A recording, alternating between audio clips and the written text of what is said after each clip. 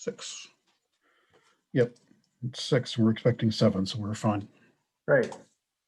So my name is Bruce Velk. I'm vice chair of the advisory committee, and Scott's going to help me walk through the order of the meeting tonight. It'll be my first time leading this meeting, but I believe I can call the meeting to order. 5:30.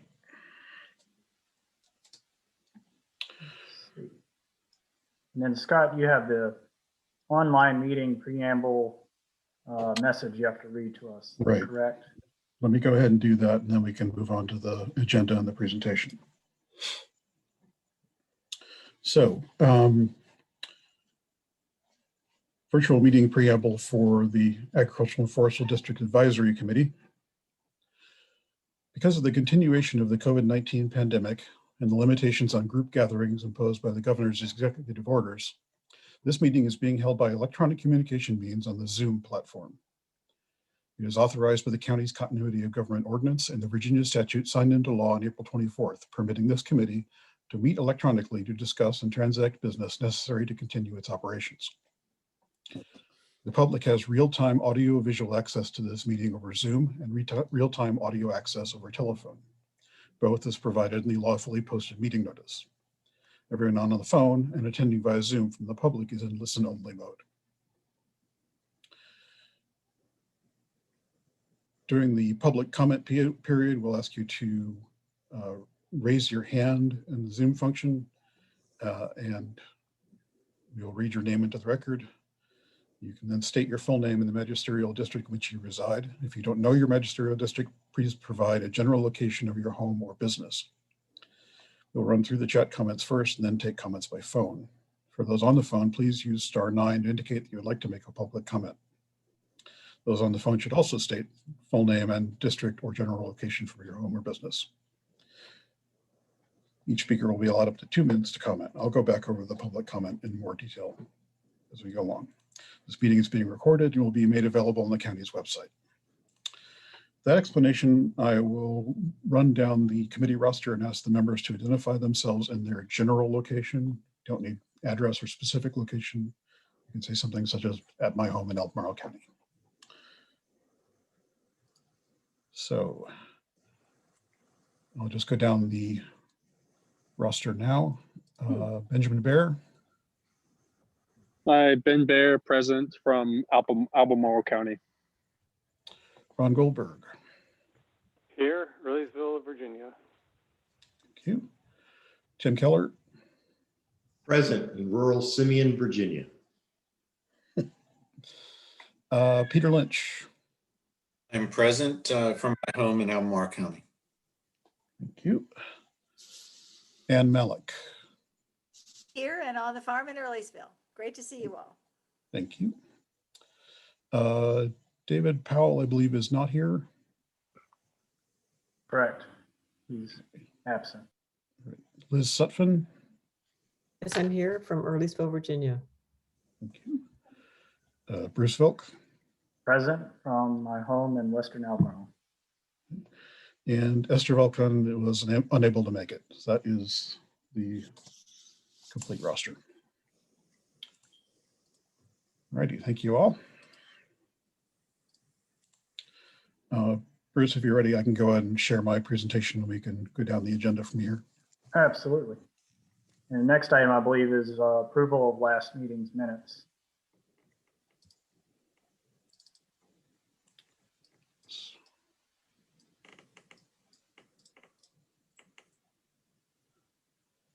All right, can you all see my screen?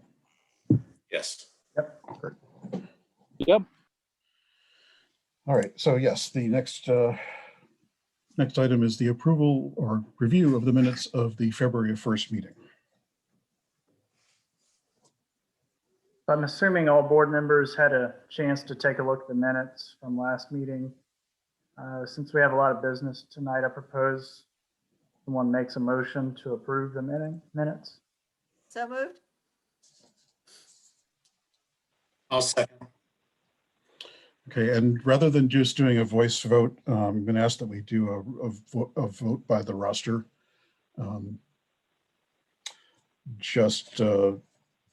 because it's a little difficult to identify mass votes by Zoom. So I'll just go down the list in no particular order. Benjamin Bear, Yay. Bruce Vilk, Yay, I approve. Tim Keller, Aye. Ann Malik, Yes, Elizabeth Sutphin. Liz, are you there? We'll come back to her. Ron Goldberg Aye. and Peter Lynch. Aye. Okay. Yes, I'm Liz Sutphin. Okay, thank you. Great. Sorry Thank you all. about that. No, that's okay. I self-mute all the time. Okay, so the remainder of the agenda, we have 2 items, both of which are reviews of special use permit proposals. So before we get into the details of the first one, I just wanted to go down some background information for you all, which will be familiar. So as it happens, we have 2 items completely unrelated that happen to fall right next to each other on the ground. So here's a map showing both. The purple outline shows you the location of the Midway solar proposal. And the red outline shows you the helped day camp site. And then the green, of course, is showing the locations of the districts. The point of this map really is to show you we have 2 different kinds of reviews tonight. And I will explain the differences in just a moment. The helped proposal is within the Batesville district, while the Midway solar site is adjacent to the district. And those there's an important difference in how the county has to review those 2 different kinds of proposals. So for special use permits within the districts, the way that the restrictions on land within the districts works essentially is in section 3202 of the county code. And part of that prohibits development to a more intensive use in the districts and then lists exceptions. For example, 21-acre subdivisions or family subdivisions are permitted as exceptions to that general prohibition. One of those exceptions is the fact that, as you can see here, special use permits are allowed within the districts, provided the Board of Supervisors determines that the use or structure allowed by the special use permit is consistent with the purposes of this chapter meaning chapter 3 of the county code, which governs these districts. So here, these uses are permitted if the board makes that finding for properties within the district. The criteria are a little different for the review of land uses adjacent to the districts. Here it simply says, the county shall consider the existence of a district and the purposes of this chapter in land use planning decisions and procedures affecting parcels of land adjacent to the district, among other things. So the county's practice has long been to consult with this committee on any special use permit request that is located on land adjacent to a district. But the requirement here is to consider the district and the purposes, whereas with the previous type where the use is within the district, it's that higher bar of needing to make a finding that it is consistent. So again, in both cases, we're referring to the purposes of these districts. That's section 3-100. Purpose of the chapter is to provide a means by which agricultural and forest lands of statewide and local significance may be protected and enhanced as a viable segment of the state and local economies and as important economic and environmental resources. So that's the overall purpose that we're referring to. The committee's role in this larger review of a permit request is to assist the Board of Supervisors by commenting on any possible impacts to the districts from the proposed uses. And the committee's review is really focused on Ag 4 district impacts. Of course, any of these proposals will have many other features to be considered, other kinds of impacts, traffic, noise, aesthetics, and visibility. And all of those are addressed in staff's reports directly to the Planning Commission and the Board of Supervisors and are handled by those bodies. And of course, this committee's recommendation based on impacts to the Ag 4 districts will also be considered as part of that larger review. Now, the committee just recently adopted public comment guidelines or a policy at the last meeting. And so since it's new to all of us, I just wanted to review quickly how that works. So for each item, when there is going to be public comment, after the staff presentation is provided, and then the committee has its initial round of discussion and asking questions, we'll have the attendees sign up by using the raise hand feature in Zoom.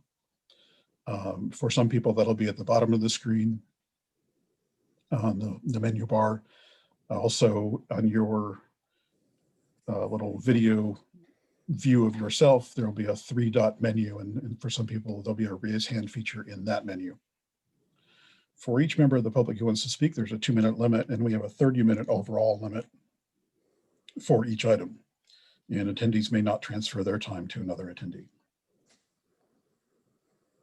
So that's the background for doing special use reviews for this committee. Does anybody have any questions before I go on and start talking about the first proposal?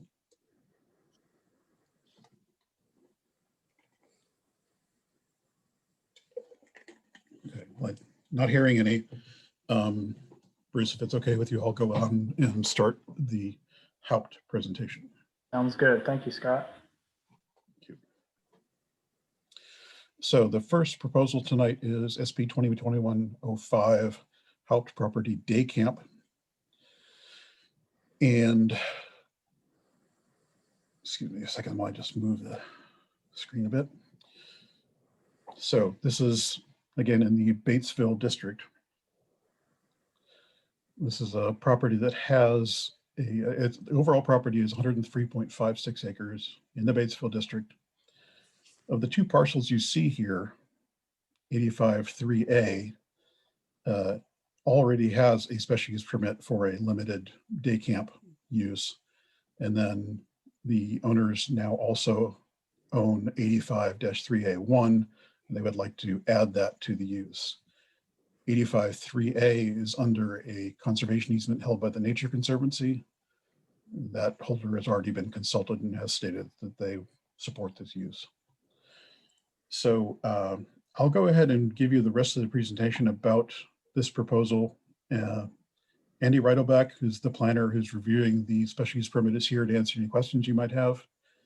And I believe both the landowners and the proposed operators of the camp are also available to answer questions.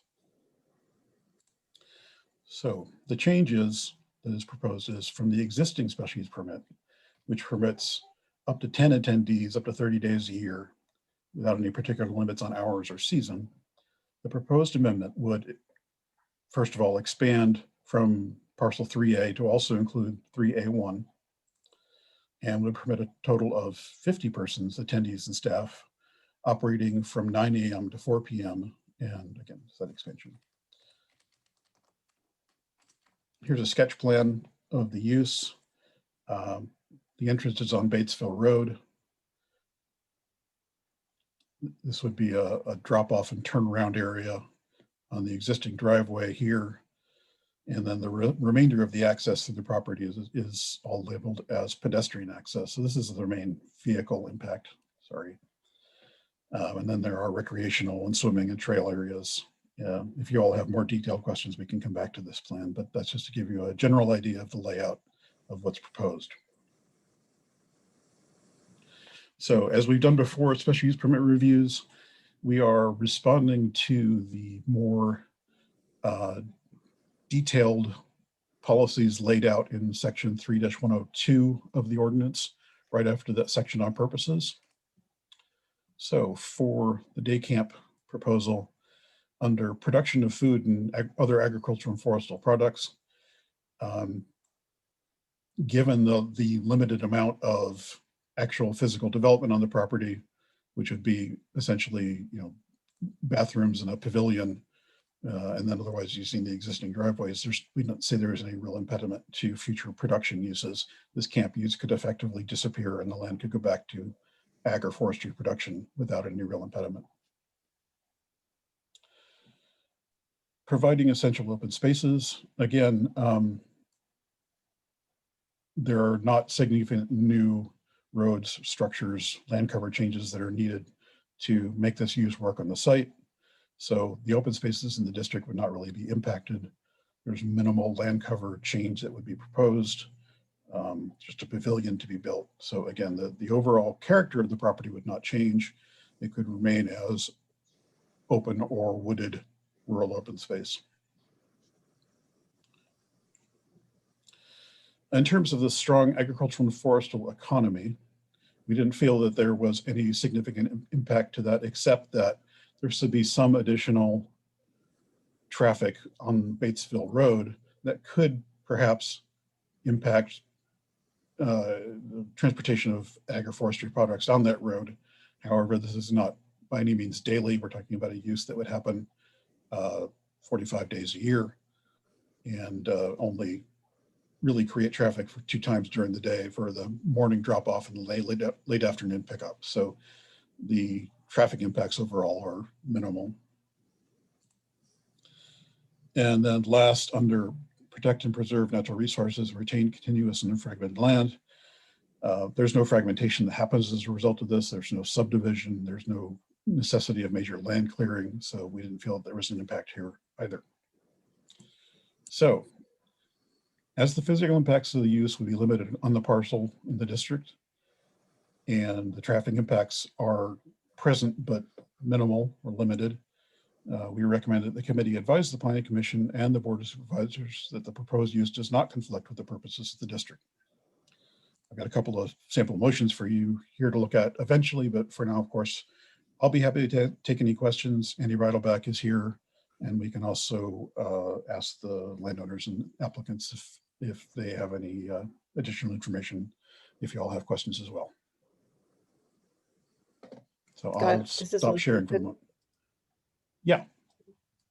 Yes, and thank you. I have a question. I reviewed the materials sent via email to all of our members from the fellows, and they indicated that this should be a new request for a special permit, and that this particular permit has not been in effect for 25 years, so it should be considered a new project. And they also mentioned river erosion if this were to be approved for a expanded day camp. So could you kindly comment on where is the river erosion and how would that possibly impact the ag forestal attributes of this particular piece of property? Well, let me take those 2 questions in order. The letter did state that the special use permit had not been used in 20 or 25 years. The assertion that that means this should be a new permit is not correct. Special use permits run permanently with the land. Once they're approved, they remain there despite time that passes without the use happening or ownership changes. So they are a permanent approval. Therefore, this is properly labeled as an amendment, not a new permit. As far as the river erosion goes, I believe what the letter said was that buffer trees that had been planted along the Meacham's River here had fallen in. I did a fairly extensive survey of the aerial photos of the site. And in fact, there are some trees along that river that haven't fallen in, but I don't believe these are landscaping trees that have been planted. These are mostly sycamores, as you can see from the aerial photos. And yeah, some of them have fallen in, but they're growing on a riverbank. That's pretty common. That doesn't seem to have anything to do with the existing or proposed uses on the site. It's just what's going to happen along a riverbank when you've got trees, growing very close to the water on a steep bank. So I didn't see there was a connection between the proposed use and the fact that some of those trees have come down. Okay, thank you. Sure.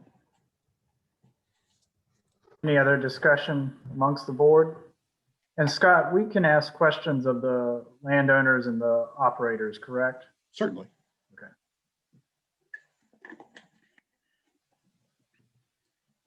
Ms. Malley? My question is, Would it be helpful to just invite them to, if they had a brief statement to make, that they could go ahead and do that, as that may answer whatever questions people have or suggest new ones? Thank you.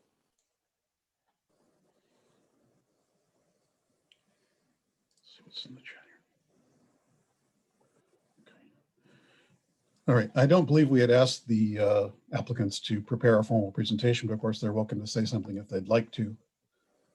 Ms. Malik had asked me to turn up my microphone a bit, so give me just a moment while I fix my sound settings.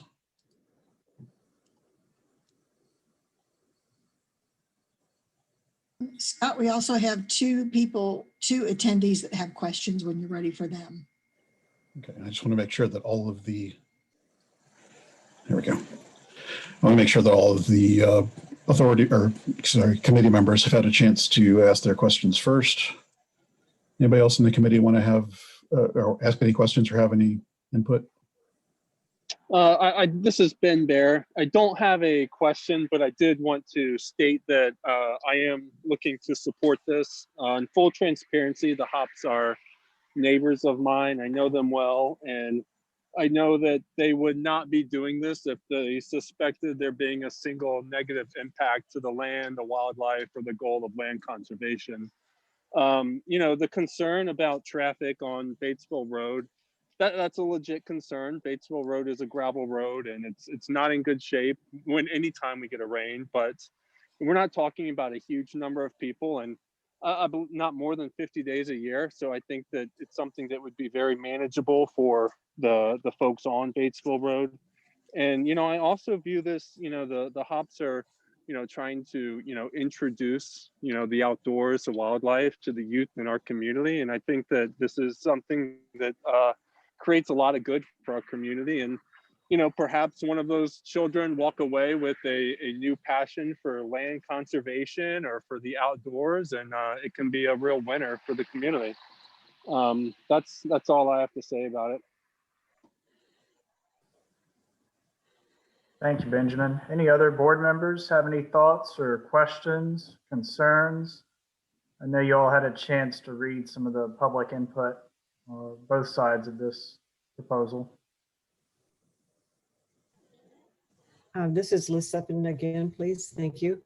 I just wondered if our committee would consider reviewing the public comment on this when these particular meetings, which have not been scheduled yet, or in the process of being scheduled on both of these proposals, are you know, completed, and then the actual community input is received. So at this point, as I understand it, I know it's complicated, but the official community meetings on this particular proposal have not actually taken place.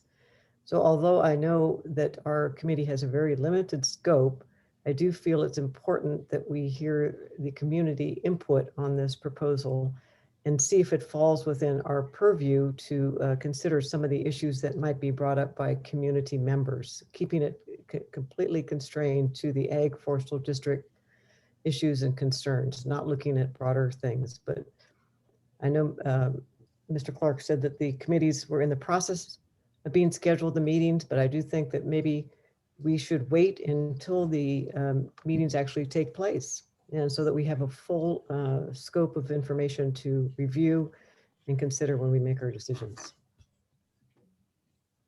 I just want to piggyback on what Elizabeth said, not offering a full opinion myself, but you know, I'm not in favor of slowing the gears of government even more, but there could be some benefit into learning more about public opinion of this. Scott, is an option on the table that the committee requires more review. I'm not, you know, championing that option, but I'm just asking, is that an option for the committee? Well, the committee has a lot of leeway in terms of what action they can decide to take or not take. I will point out again, though, that really the purpose of advisory committee meetings, this one and many others, is to get the committee's input. And the public has multiple chances to provide input to the final decision makers, the Planning Commission and really the board, through the community meetings, through email and letter access and through two sets of two public hearings. So while I appreciate the committee's interest in hearing what the public has to say, really the goal here is to get the committee's expert opinion as members of the body that oversees these districts. Either way, the public will be heard multiple times before any decision is made. So we're not lacking for opportunities for public input. I don't know, it's up to the committee to decide if and when they want to act, but yeah, it would lengthen the process for the special use permit, very likely to pull this topic back around again after the committee meeting, after the community meeting and before the planning commission hearing. All right, thank you, Scott. Tim, you have a comment? Tim Keller? You're muted, Tim. There you go.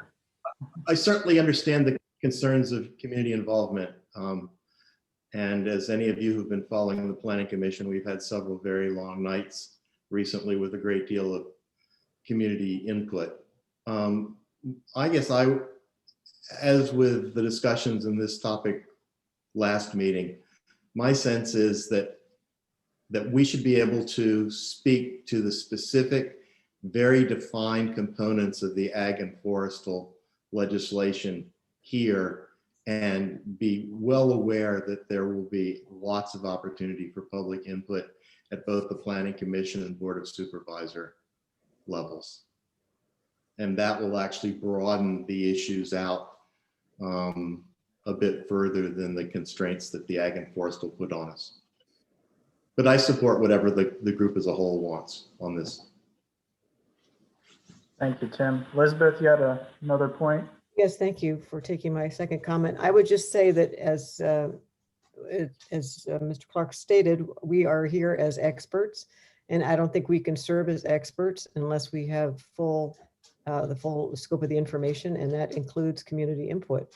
So my position is that even though we do have defined components, many of those defined components are based on information that we'll receive from the community that relate to this particular topics that we need to be experts on. And I don't think we can be an expert until we've had those community meetings. And I think it's premature to make any decisions on these two proposals until those meetings are held.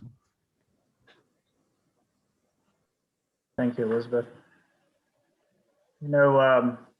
I really appreciate Benjamin's earlier comment, and I'm trying not to editorialize here, but the day camp has the possibility of educating the youth about forestry, uses of agriculture on their land, which is a novel idea for an agriculture and forestal district. But I would like a little bit more information at this point. Ms. Malik, you have a comment you'd like to add? I guess I would try to offer a solution where if people on the committee later listen to the community meetings and learn something that changes their view based upon where we leave it today, then we can certainly correspond with Scott and think about something else. But I would, I guess, ask that we really limit ourselves to the limits of the statute as it's laid out, because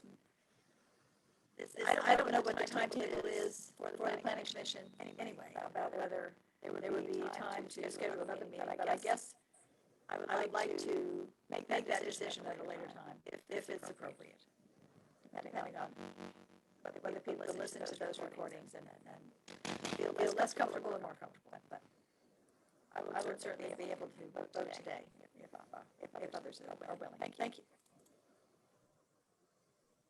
Peter, you have a... Thank you, Bruce. I agree with Tim and Ms. Malik, and that I think we don't need necessarily to get a lot of public input, that we can make a decision yes or no based on the information that we have.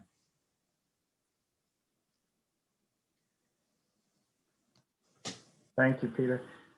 Scott, I know Ms. Malik's audio is having some challenges, but from what I gathered, she basically said this committee can make a motion based on our legislative charge. What were the other points that we gathered from that? That was mainly what I understood her to say as well. It was somewhat distorted, but I think I got the content of it. It sounded like Ms. Bellick was saying that there's sufficient information for the committee to make a decision, and if in reviewing the community meeting input, when that's scheduled later and they feel that something is different from what they heard tonight, they could contact me to pass that information on to the commission and the board. I will say that the Midway Solar community meeting has been held, and I've sent that summary out to you all. But it is correct that the community meeting for Haupt proposal has not yet been held.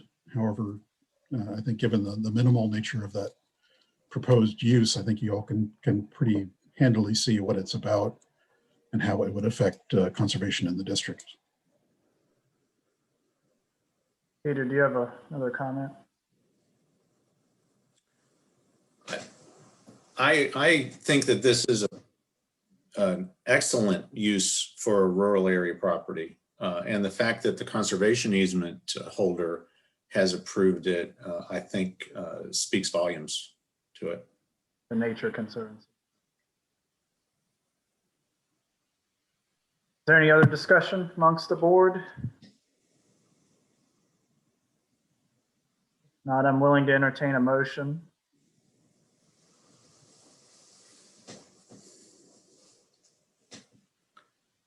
Well, I'm for it. I move that we, what would the wording be, Scott? That we accept this?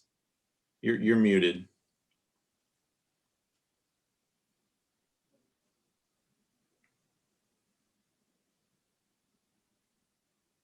Oh. Okay, sorry about that. There we go. There are a couple of possible motions for you. Okay, well, I like I move that the committee find that the proposal does not conflict with the purposes of the district. Second. I second that. Who was the first second there? Was that Ron? Ron Goldberg, yes. Thank you. Beat you to it.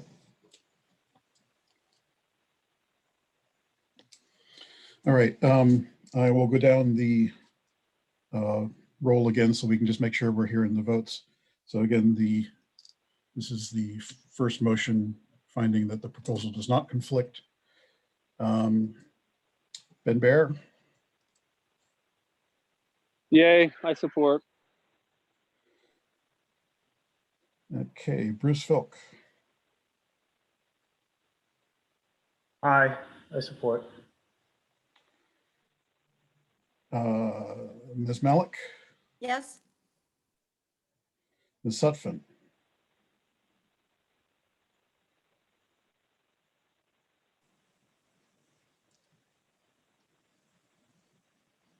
Liz, are you Yes. muted? Okay, pardon Okay. me, I was muted. Okay. So I would respectfully request that we wait for a community meeting on this particular proposal. And then at that point, weigh the information and come to our consolidated vote. So that's a nay. That's a nay. Okay, thank you. Let's see. Ron Goldberg, Yes. Peter Lynch, Aye. and Tim Keller. Yes. Okay, so the motion passes by a vote of 6-1.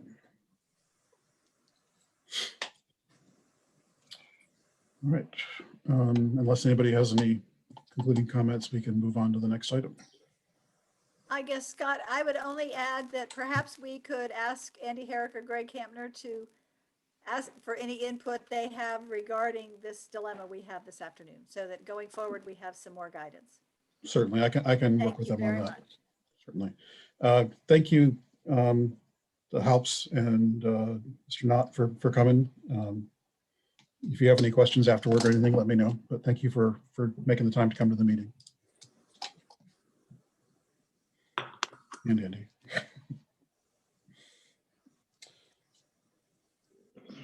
All righty.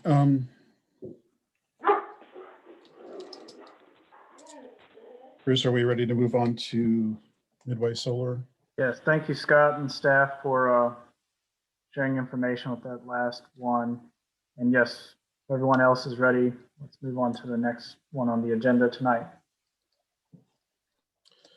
All right, again, this is special use permit 2021-1 Midway Solar. And this is 136 acre parcel that is now adjacent to the Batesville Agricultural Forestry District.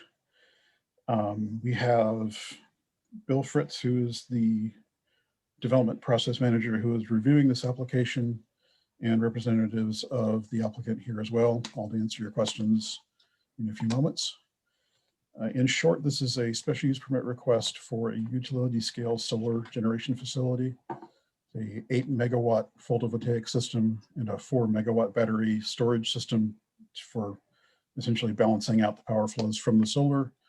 And that would occupy about 80 acres of this 136 acre site. That's the parcel you see here on the map in red. This is a view of the whole conceptual plan for the site. There's the Meacham River at this edge, just to orient you. The helped properties that we were just talking about a moment ago are just here across the river. And this gives you an idea of the layout of the site. These hatched areas here are the panel areas. There's the access roads, and then these little gray rectangles are the stormwater management facilities. And I realize it's really hard to see that whole thing on the screen, just given the scale of it. So just pick sort of a random area to zoom in on to show you what you're looking at. These gray areas are critical slopes, steep slopes along the edge of the property. Again, these boxes are conceptual locations of water protection facilities to control erosion and stormwater and prevent impacts on the river down below.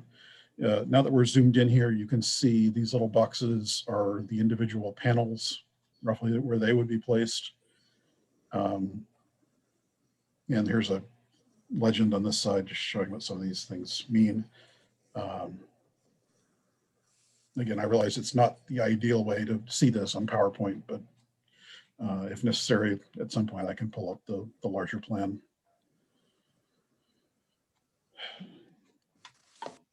All right, so again, back to the review criteria, and please remember this is a facility located on a parcel adjacent to the district. The county is required to consider the district and the purposes, but the board is not required in this case to make the same level of finding about it being positively in support of the purposes of the districts. So subtle but important difference. So production of food and other agriculture and forestry products. And essentially what we're saying here is that production of solar energy on this parcel outside the district will not limit the capacity of the land in the district to produce agri-forest products.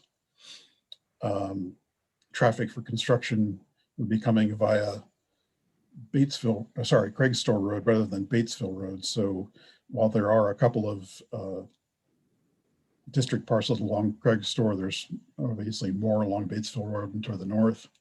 So traffic impact would be limited to the 6-month construction window. After that, there's virtually no traffic except for the occasional visit for maintenance. So providing essential open spaces. Open spaces within the district would not be reduced by the creation of this facility on the adjacent parcel.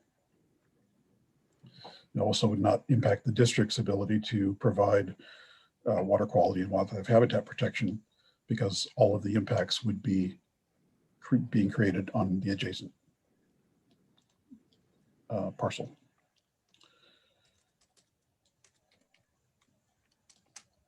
Strong agricultural and forestry economy, again, within the district, that capacity will be unchanged. This parcel is adjacent to it, won't have impacts that prevent the district parcels from doing that production.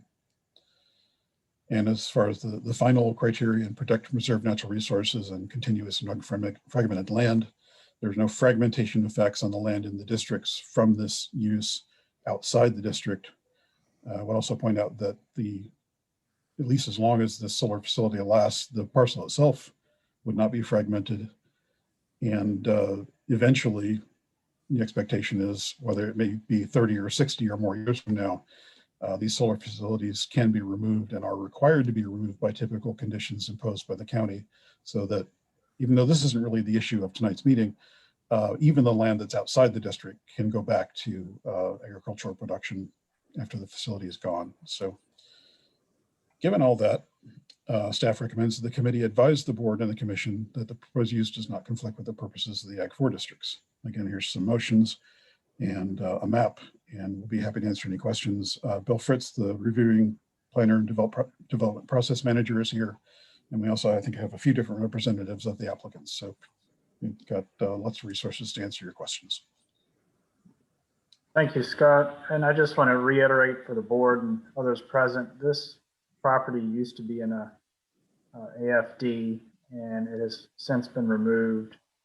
And it's, as you mentioned, adjacent to the Batesville AFD. So that's a distinction we have to keep in mind for this one. I'll open it up for discussion amongst the committee.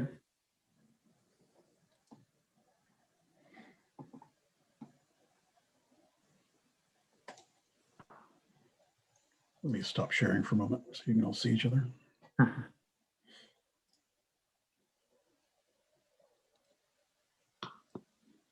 This is Liz Sutton. May I ask a question, please? Please do, Elizabeth. Okay, thank you.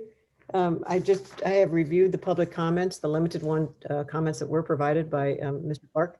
And there were a number of individuals that seemed to put in some rather cryptic comments, but I wasn't able to get a real good sense of the specificity of the issues. But and making some notes, there were some concerns about access, concerns about the visibility as an impact on the view, the natural impact, so to speak. Questions about the location. Why is this particular solar array going in at this particular location? Could there be a better location? So all of those things, you know, I was just reading and wondering myself, well, what are the answers to all of these questions? And if this is public comment, were there answers actually provided to the public on this or in some other public forum? Thank you. Bill, would you like to start on that? Sure. So let's start with access. The access to the property will be only on the property. There was a plan originally submitted that showed it crossing an adjacent property, but that's not the case and cannot be the case. The access will be defined during the, if the special use permit is approved, the access will be defined during the site plan review process, where the Virginia Department of Transportation will also be involved in designing the exact location and the design of the entrance, and then the access road that goes into the site will have to be reviewed as part of the site review for its actual design, erosion control, and all those things. But it'll be on site, and it'll be on that southern or western portion of the property. That it also has frontage on the sort of the northern portion. But site distance there is not adequate, so it will be somewhere along that southern or western portion of the property.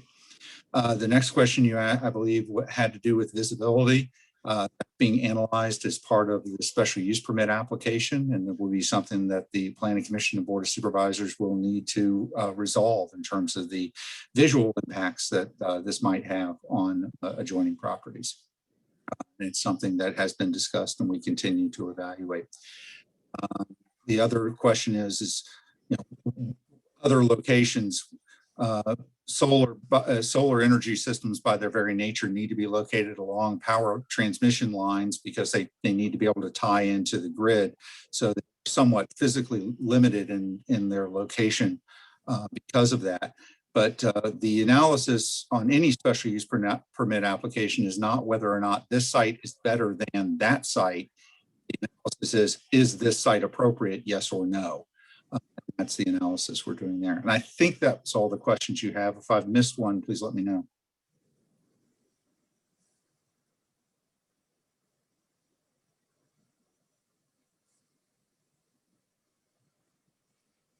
Thank you, Mr. Fritz, on that. Were these, did you get a full community input on this particular proposal? Has the community has there been a community-wide meeting, and has all the input been received? The applicant mailed 304 notices to 345, I believe it is, separate addresses. And I believe that notices were also placed by members of the community at the at the Crossroads store and some other locations, Batesville store, I think also, but that was done. And there will also be a planning commission meeting and a board of supervisors meeting. Of course, we welcome as much public involvement as possible. I also have an email distribution list that I send notice of all activity involving this application. I'm guessing it's 20, 25 people that I have email contacts for. But that's what has been done. So a significant mailing and posting and opportunities for involvement.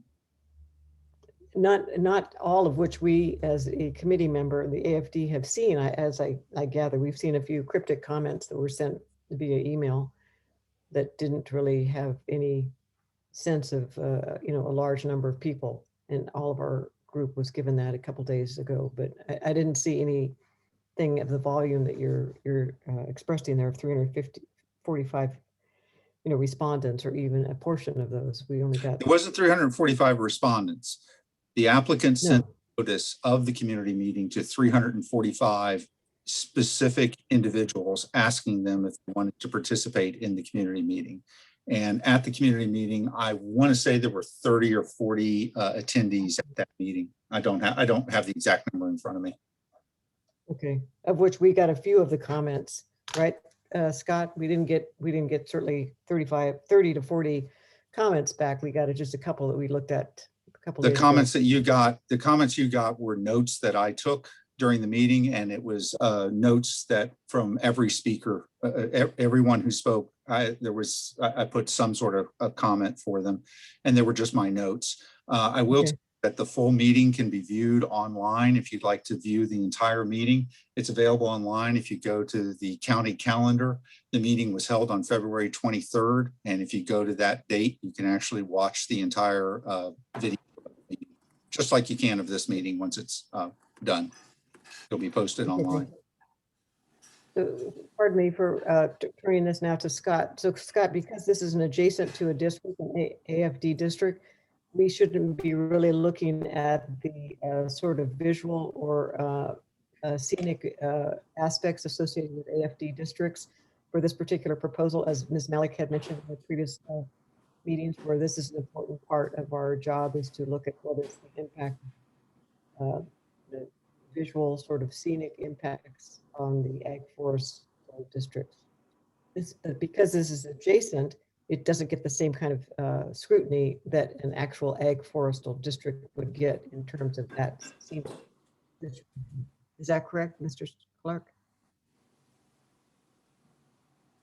I think it's correct to say that the special use permits within a district have to reach a much higher, somewhat higher bar of being found positively to be in accord with the purposes of the districts, whether the county is only held to a standard to consider the presence of the district for adjacent proposals.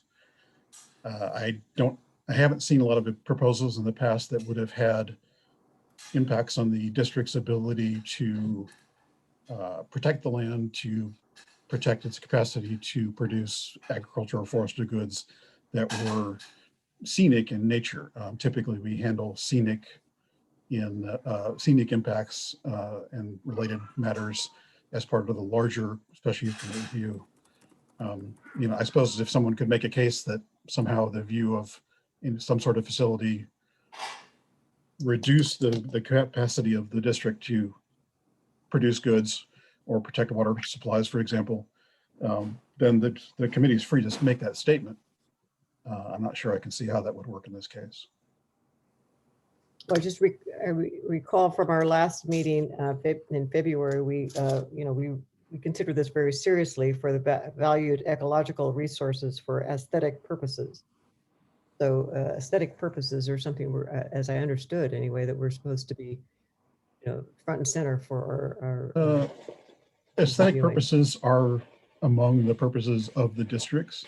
And I think the difference last time was the argument the committee made was that one of the agricultural uses next to that cell tower that was proposed was a winery, an agricultural use that had a tourism component. And so the visibility was potentially a limitation to that particular agricultural business's prospects. I'm not aware of specific uses in a case like this, and I don't think I've heard from anyone that the visibility would impact agricultural business viability like that, like the committee said that they felt that would. Most of the comments we've had about visibility in this case have been more purely aesthetic than about aesthetic impacts on ag economic viability. Of course, Recognize, the committee can consider whatever it wants to. recognize Ms. Malik for comment. Thank you. I have a couple of questions. So I may have missed it in the packet. Was there any kind of visibility map provided so far where we would know how exposed it was by other adjacent landowners? So that's one question. The second one is, I think, something which could impact our true calling over the long time is residues from the operation left in the soil. So I would like someone from the company to respond, or unless Bill has this information already, about absolute total removal of their infrastructure, even that which is under the ground, when this is decommissioned. And the reason we required this for our other solar operation up northeast of here is that other states have found that there is residue that builds up in the soil from heavy metal components in the structures that needs to not be left there for somebody else to care for. So if there's a positive response from anybody that this will be totally removed, not just cut off at the ground level and leave all the steel underground and the wires underground, then that will be an answer that I appreciate. Thank you very much. So I'll answer part of the question, then the applicant may want to. And Ms. Malik, whatever you did to fix your microphone is working perfectly now. There was a visibility analysis that was done. Those were from properties to the south and east of the site. That's included in the packet that you have. The distances to the properties from the any area for fencing, and the panels would be beyond the fencing, obviously, but the closest point of activity is roughly 250 feet to any of the adjoining properties that are in the AF district, and most of the distances are far greater than that. That's just the closest point. And you asked about a decommissioning plan. The applicant has committed to doing a decommissioning plan, and what we're looking at using is if the Board of Supervisors were to approve this request, is we would likely be recommending a condition very much like what was done for the facility on Route 53 east of town that has a decommissioning plan. And that's what we'd be using as a template. And that did require essentially the removal of everything. That's what the applicant is committed to. And the applicant is here. And if the committee wants to hear from him, I'm sure he'd add a lot more detail than I can. Yes, we'd love to hear from the applicant. Good evening, everybody. My name is Bobby Joes. I'm project developer for the Midway Solar Project. Appreciate all your all's time here this evening and the chance to speak about the project. So to answer Ms. Malik's question, we'll be removing all components from the project site, including pulling and removing all structures, racking structures, all wiring and cabling, the removal of all the limited amount of concrete pads that will be needed for some of the electrical equipment. And then, all refuse will be removed, and what can be recycled will be recycled. The idea is to restore the property as close to its current condition as possible. So, we certainly see solar as a use that can conserve the land for future use. It is not as permanent of a structure as many other uses, in the fact that it can be largely removed from the site, and the site can be conditioned and restored fairly closely to its current condition. Thank you very much. Peter? Does that include the replanting of seedlings? The decommissioning plan would require it to be stabilized. It doesn't require seedlings because it might be used for pasture or other agricultural activities, but it doesn't prevent them from doing for forestation. We've looked at different decommissioning plans from ordinances around the state and from what we've done. So no, it doesn't require seedlings. Okay. It does require stabilization. Okay, we're saying current state. So the picture is, 60% forested. I just wasn't sure what current state meant. Really, stabilization is what we're looking at. All right, thank you. Other comments from the committee? Yes, Tim?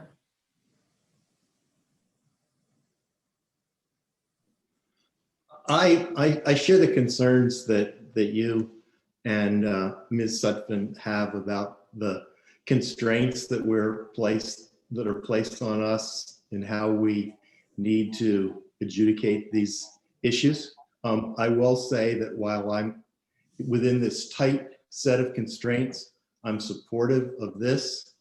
When it comes to the Planning Commission, I will have a number of very tough questions. I'm really concerned about the topographic manipulation that's being proposed, the contour changes that are being proposed, and not coming up with a system that would utilize, say, native grasses under the solar panels, those kinds of things that we've talked about on other sites. But that is out of the purview, I believe, of what we can discuss here this evening. So in terms of this, I am supportive at this point for something that's outside of the Ag and Forestal District. Thank you, Tim. Other comments? I have just a minor question. I'd seen some of the proposal, that possibility of sheep grazing. Is this something, this is a question for the applicant, is this something that's just thrown out there as a possibility, or is this a definite? To me, it doesn't sway me one way or the other, but I've just seen no definity in that inclusion. Yeah, so we are in the process of engaging an organization called ASGA, who specializes in working with landowners to develop processes for setting up grazing opportunities on projects similar to this. We're very serious about instituting grazing or native pollinators on the site. We are in the process of gathering more information from ASGA as an expert in the area on what type of grasses need to be planted for grazing, small remnant grazing on the site. So we can't, we haven't, we're still working through that, but are heavily committed to moving that way on this project, as we found that it was a strong suggestion from the community, and we also think it's a great idea for the site as well. Peter, do you have a comment? No, I don't. Okay. Ms. Malik? I I'm not trying to be funny here, but I will say that livestock of all sorts has a great affinity for wiring. So having sheep under the actual panels, unless they're really high or higher than the sheep can reach, will increase your maintenance problem. So we had to fence off everybody who's had one of these that I've seen has had to fence the livestock out. However, the wildflower gardens and the pollinators, that will be a fabulous idea. Thank you. Liz? Yes, thank you. Again, I'm focused on the public comment on this, and I'm just reviewing the information we received from Scott, and some notes that I took were relevant relating to this was public access, which we've already discussed. Walking trails. I don't quite understand the walking trail aspect of all of this. And once again, the comment made about impact on the river. What river are we talking about here? And is this a river that we should be concerned about as part of an ag forestal adjacent district? I don't quite understand that. And I didn't hear anybody talk about it. So I'm sorry to keep asking these questions. Questions are fine. Bill probably has more details than I do. I believe the idea about providing walking trails is something that was suggested during the community meeting, but I don't recall that it was anything that was actually included in the application from the applicants. I imagine there will be lots of issues about liability and things like that with trying to provide public access on a private site like this. Yeah, Scott's right. There were some members of the public who suggested the possibility of including pedestrian trails along the Meacham's River on this property that would be accessible to the public.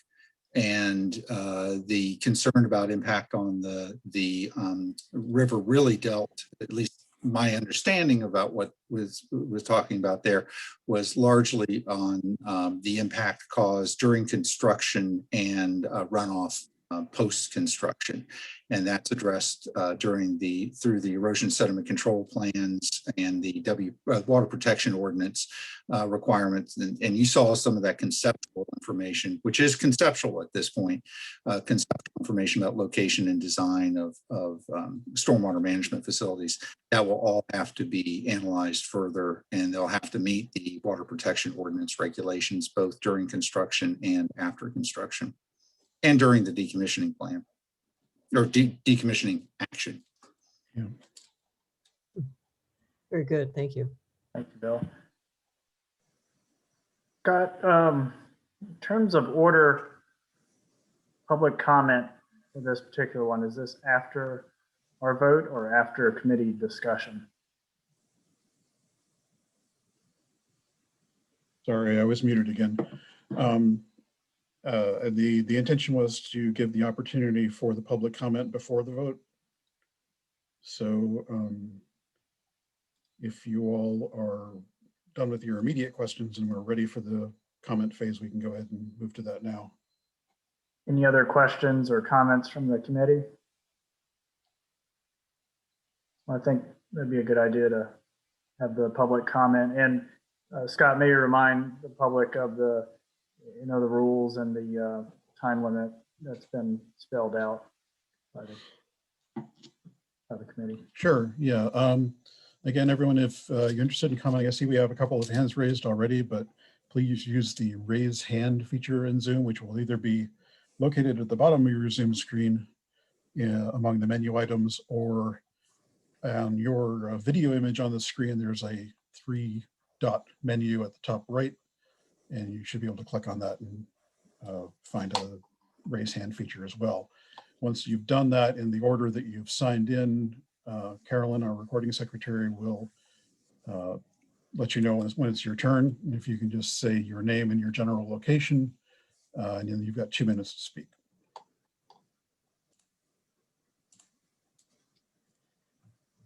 Carolyn, do you want to go ahead with the 2 that are already on the list there? Sure. Right now I have the telephone caller. Please unmute yourself and say your name, where you're located, and your 2 minutes starts when you start talking.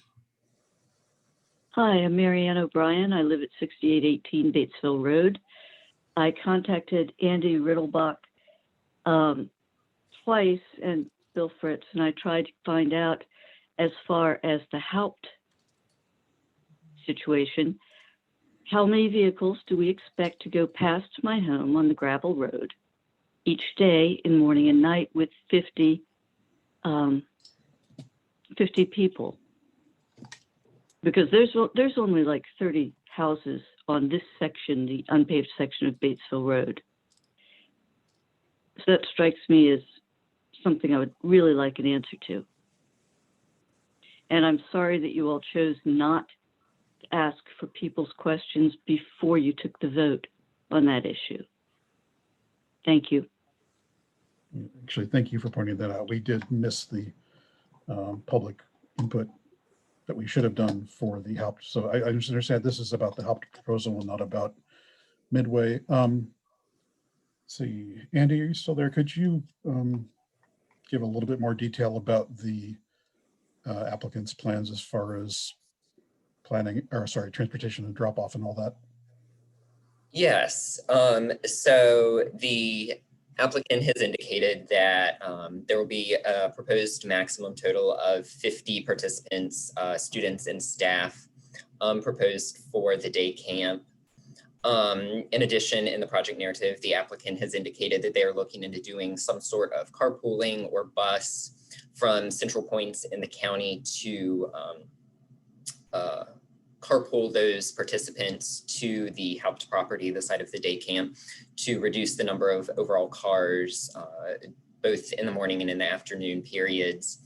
The expected number of cars, I do not know at this time. The county's transportation planning team, as well as the reviewers at VDOT, are reviewing this application. And if they have any comments about that or are concerned about the expected number of trips, then that will be a comment raised in staff's review of the application. Thank you, Andy. Carolyn, I guess it's time for the next public comment. Is that correct? Sure. Hi, I'm Andrew Cotter. I'm actually a resident of Afton, and I work for Central Virginia Electric Cooperative. And I really just wanted to answer one question that Ms. Sutphin posed, which is why here for the Batesville project? And Bill, I'll commend you. You did a great job, saying that it has to do with access to transmission lines and access to free space. And that's true. What kind of gets lost there is that this is Central Virginia Electric Cooperative's best opportunity for a system of this size on our entire system, period. We're looking at 8 megawatts. We're gonna get close to, almost doubling the amount of solar that we have on our system. That's gonna be, by the community, for the community. If not in Batesville, there's no replacement for something this size. It's really here. And if it doesn't happen here, we're gonna have to find other sites, and none of them are gonna be at the size or scale. Everything else is gonna be much smaller, more difficult to find. So there is a great confluence here of capacity on our power lines. There's these engineering concerns, there's access to space, and there's just not that many sites out there for this. And this is kind of frankly the best one that we may ever get. Thank you.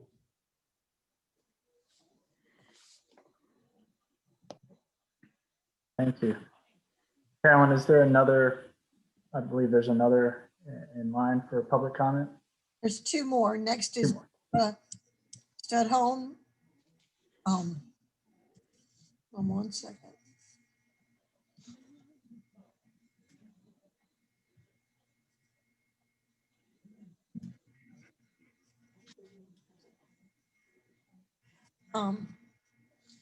Barbara, please state your name and address. Your 2 minutes start as soon as you start talking. You're muted. Yes, I'm Barbara Studholm. I'm at 1521 Craig Store Road. And my question relates to security lighting. The applicant did mention in some of his materials earlier that they were proposing security lighting. My question is, if there is perimeter fencing, is the security lighting essential? Can we see a plan for the locations proposed for security lighting? Are there any special mitigation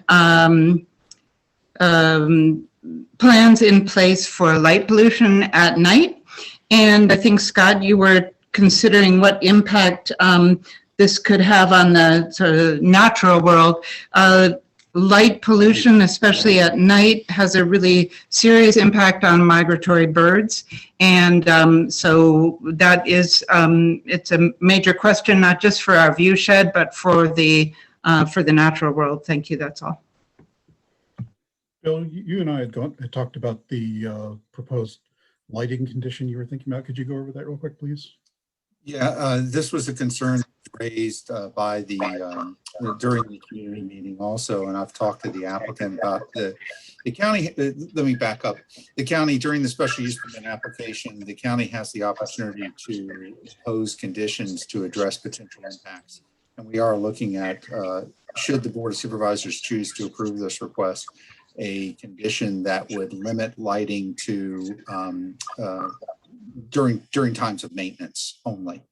And we've talked to the applicant about that. And there's we actually have language very similar to that we use for wireless facilities. So what we're looking at is using the same language you use for wireless facilities. And many of those are in rural areas. So we're concerned about that also.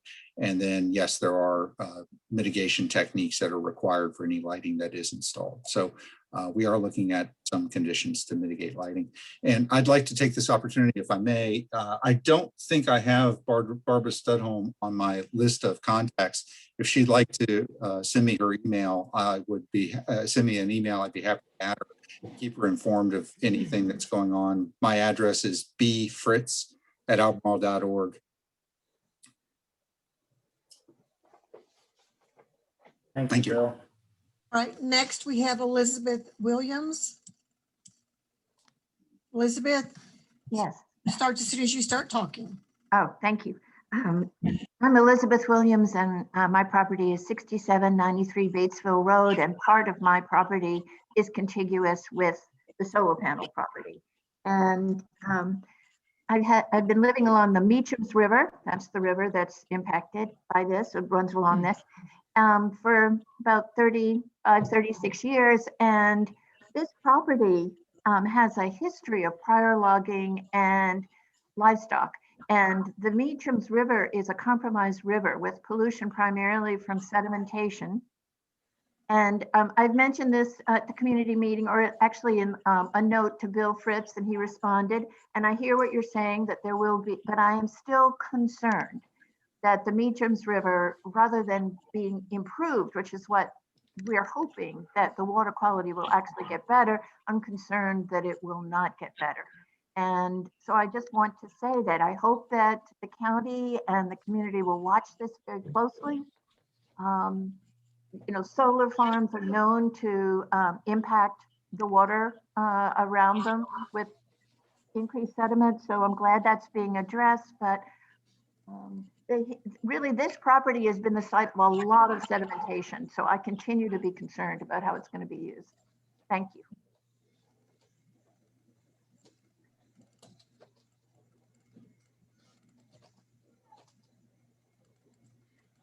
The next person that has their hand raised is the person that called in before, and they've already spoken once. So I'm going to say that I don't have any more speakers. Okay, thank you, Carolyn. You're welcome. Is there any additional discussion amongst the committee? Any follow-up questions from what we heard with public comment?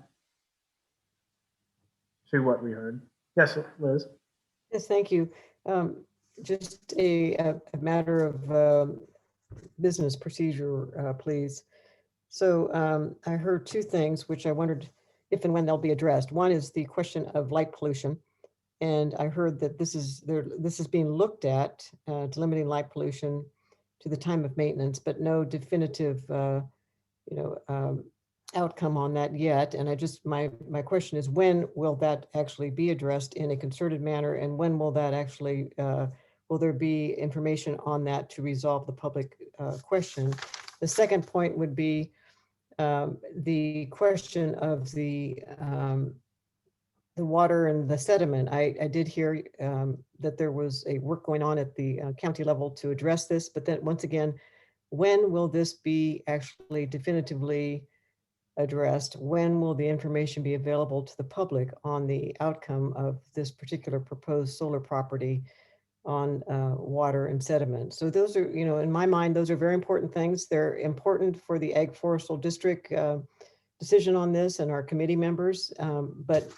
And that's why at this point in time, it would be hard for me to vote on either on this particular proposal until these particular important aspects are addressed and resolved. Not just that they're being looked at, but when will they be actually thoroughly investigated? When will the results be available to the public? Thank you. Let me run over the process of a special use permit review. And that will, I think, I had a graphic in this for another of this for another meeting, and I wish I had copied that into this PowerPoint, but I'll just give it to you verbally. For any special use permit that is proposed anywhere in the county, the application will propose a use, and most often the applicants will propose their own limits on size, location, hours of operation. As staff reviews the impacts of a use with the input of the public and advisory committees, they develop conditions to be proposed for that use. So assuming that staff doesn't find that they simply just can't recommend approval of a use, if they're going to be recommending approval to the Planning Commission and the board, then they're going to be a very clearly laid out set of conditions that are presented to the Planning Commission and to the board. The last time we had a solar facility, we had, I think, 12 conditions, took up a couple of pages, very detailed, and that is laid out in advance of the Planning Commission meeting, which is a public hearing. And so the proposed restrictions on the use are part of the decision, the public decision process, and the 2 public hearings with the Planning Commission and the board. So the condition, for example, that Bill talked about for the lighting would be laid out and put in front of the commission and the public about a week in advance of the Planning Commission public hearing. It would typically be the same for something like water quality impacts, except that water quality impacts are such an issue of importance to this county that we have our own water protection ordinance that applies to all development, leaving out agriculture and forestry. But rather than leave that to individual decisions on individual uses, we have an ordinance that adopts most of the standards of the Chesapeake Bay Act, even though we're not required as a county to do that. So every single project that does land disturbance above a certain area, and this certainly would be in that category, is held to stringent erosion and sediment control and stormwater control requirements that are in great detail in the water protection ordinance. Bill may be able to speak to that in somewhat more detail and how that will apply to this use, but certainly none of those requirements are going to be left vague or in the study phase. They're going to be laid out in great detail in the conditions that are presented by staff to the commission and the board.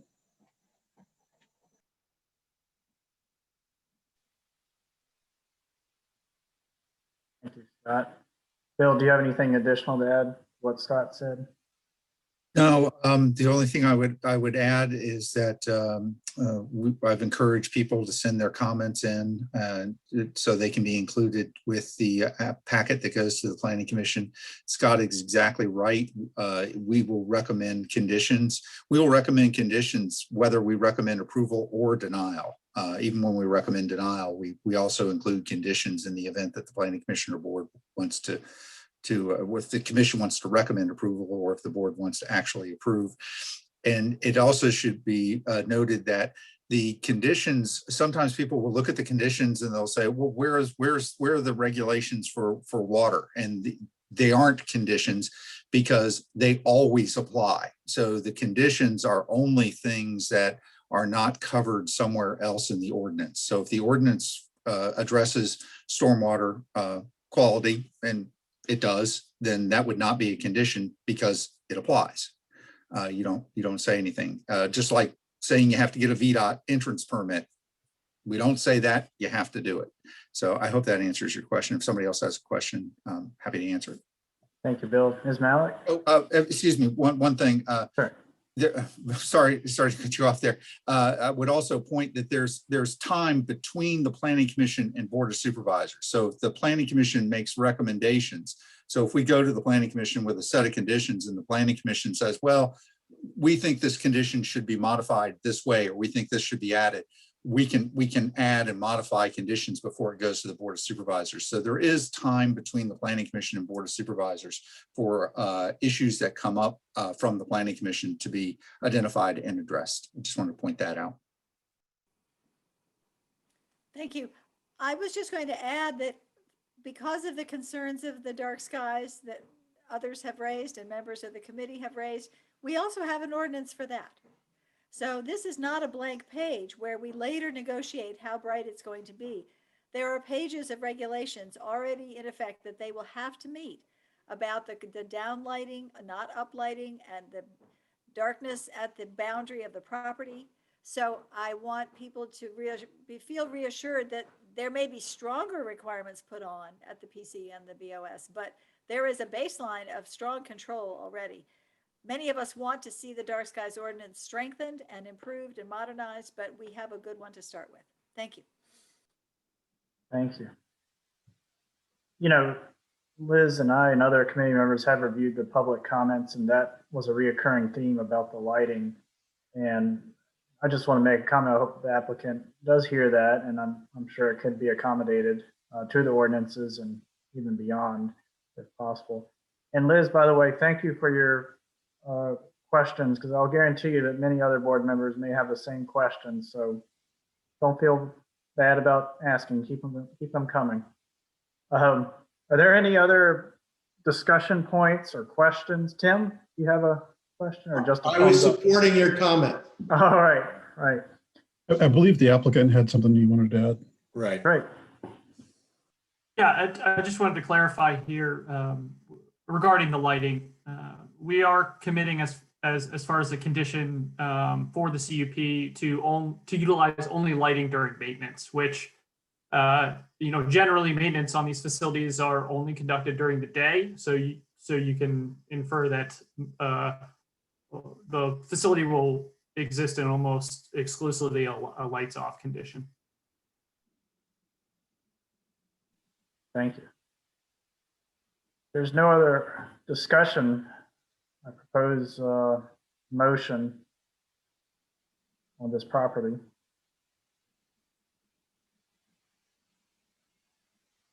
Anyone would like to propose? I don't want to propose it myself as vice chair, but would anybody else on the board like to propose a motion?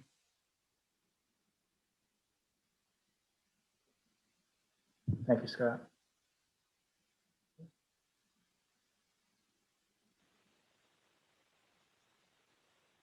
It's Ron Goldberg here. I'll step in and move that the committee find that the proposal does not conflict with the purposes of the district. I will second that. This is Pete Lynch.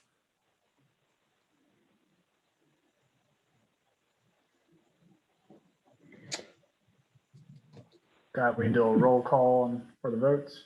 Okay. Let's see. All right, Ben Bear, Yay. Bruce Philp, Aye. Tim Keller, Aye. Ann Malik, Yes. Liz Sutphin. Yes, I'm going to vote negative on this because I don't think we have all the information that's needed to make an expert vote on this. Peter Lynch Aye. and Ron Goldberg. Yes. Okay, so that is a vote of 6-1 in favor of the motion. Thank you all. Thank you, Scott. That concludes that part of the agenda. The next part of the agenda is old business. Is there any old business from the committee? See no indication. Moving along on the agenda, any new business to be introduced from the committee?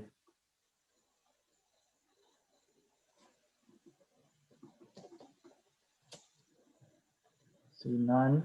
I do want to make a comment that,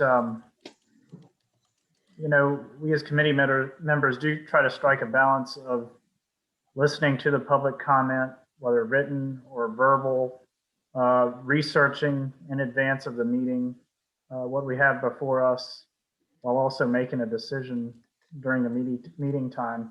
And I'd like to reiterate a point I believe Bill made earlier. We're one step along the process more often than not with the Planning Commission and then ultimately the Board of Supervisors. I do want to appreciate everybody's deliberation in this, while also keeping in mind people's schedules and time. As you can tell tonight, I think a lot of members do take this seriously and do want more information for some of these decisions. And we recognize this is affecting people's properties, neighbors, everything. That's too much of a rant, but I just wanted to say that comment. Yes, Tim? And I'd just like to follow up on that in a positive way and encourage any committee members who haven't followed an item that they're concerned about through the various related committees and then up to the decision-making body. I think that you would find it quite interesting, and the reason that I was really supporting you in asking questions, even if they are outside the purview of this, they get the staff going. And then we have representatives on these different committees that are on the next step up. So it gets us thinking about those as well, so that those are not lost. It's really important, I believe, and I think that that's where there's another kind of citizen involvement that goes with what we're talking about.